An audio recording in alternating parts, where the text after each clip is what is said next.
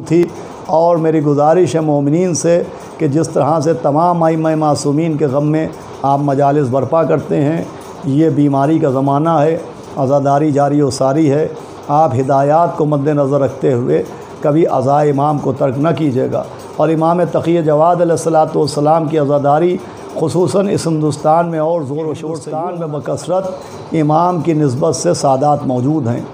وہ افراد جو اپنے کو رضوی سادات لکھتے ہیں،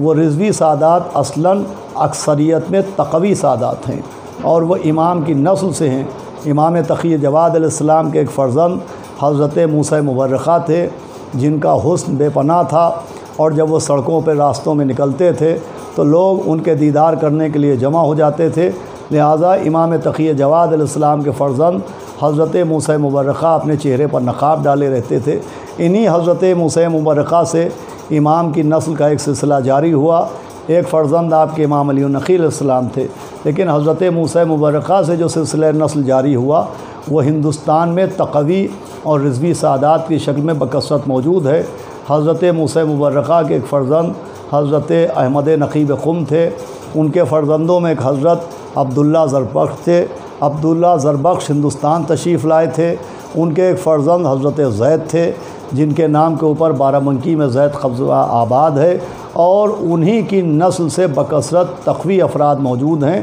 جو اپنے کو رضوی کہتے ہیں۔ تو ان افراد پر جو اپنے آپ کو ائمہ معصومین کی اولاد کہتے ہیں، اور فرض ہو جاتا ہے کہ ائمہ معصومین کے غم کو برپا کریں،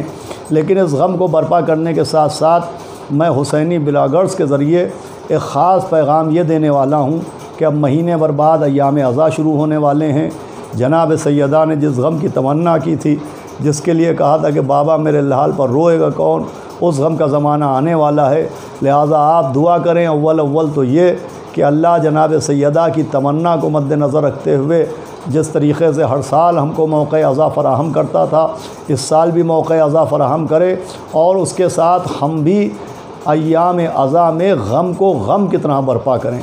بہت سی باتیں ناقابل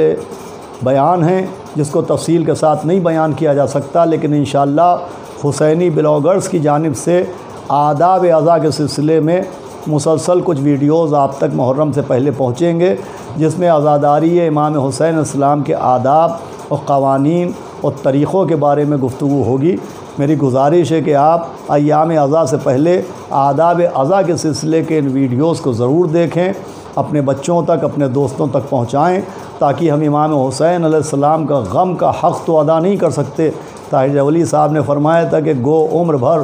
حسین پر آنسو بہائیں گے، حق غم حسین ادا کر نہ پائیں گے۔ ہم حق غم حسین تو ادا نہ کر پائیں گے، لیکن کم سے کم امام حسین کے غم کو اس غم کے قانون اور غم کے آداب کے طریقے سے برپا کریں، تاکہ ہمارا پرسہ اس ماں تک پہنچے